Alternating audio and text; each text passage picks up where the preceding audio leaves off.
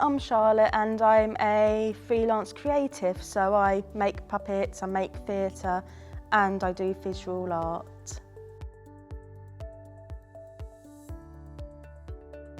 I became a puppet maker I went to a place called Little Angel Theatre in London, which is this amazing puppet theatre, and I'd done the foundation puppetry course where I sort of learnt the basics of puppeteering and making puppets.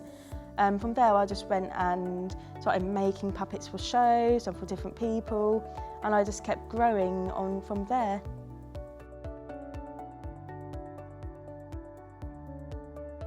I started doing theatre stuff when I was a teenager in school. When I left school I ended up joining a group called 100% Young Producers. So we would produce our own shows, I wrote my first play with them, and from there I just started working with other people and working with different theatre shows and just trying a bit of everything really within theatre.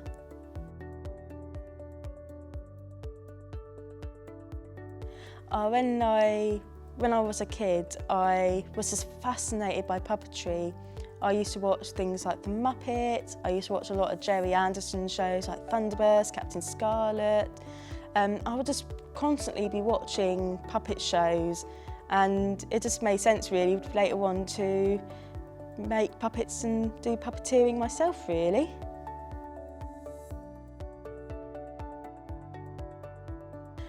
I think it just sort of started because I was a very shy child and someone suggested to me, hey, join this theatre group so you can get a bit more confident.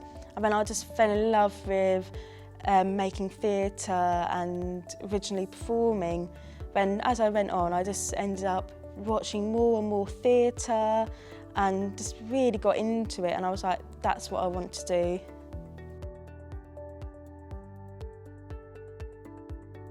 Oh, there's so many people that inspire me. When it comes to theatre and puppetry, I'm really inspired by a guy called Gerry Anderson.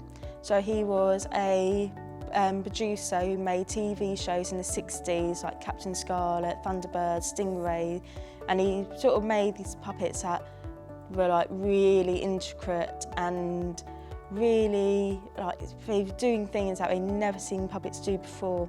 And obviously Jim Henson as well, you know, who made the Muppets. I always loved the Muppets, and seeing how he worked and made his shows just really inspired me.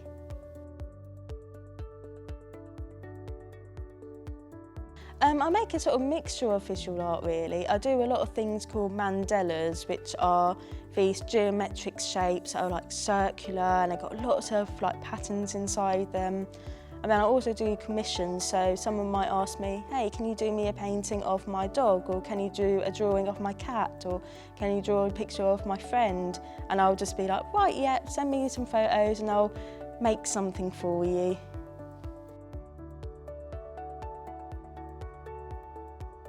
Oh, there's so many artists that I'm inspired by. Now, I'm really inspired by pop art in particular, which was a really interesting art movement that sort of came around sort of the 60s roughly. And there was like people like Roy Lichtenstein who done these really amazing comic book-esque characters of like were painted with like little dots and everything. Andy Warhol, and then obviously I'm inspired by like, you know, really earlier artists as well, like Michelangelo, and I'm just inspired by just any type of art really.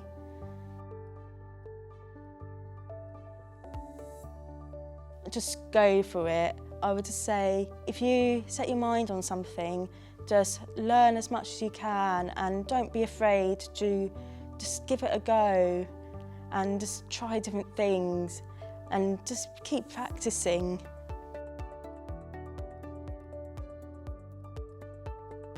Oh, I think the hardest challenges when it comes to being a creative, I think would be sometimes you do get a bit of self-doubt in yourself and you think, oh, am I doing the right thing? Am I good enough? But just keep going and push through it, because I know what it's like, so you just keep going with it.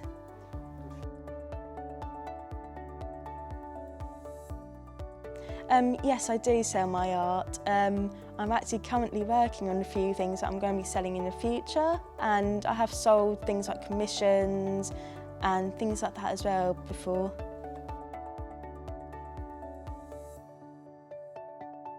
I'm on Instagram as Charlotte Reed Creative, and that's the same on Facebook and Twitter as well. And I should hopefully have a website up and coming soon as well.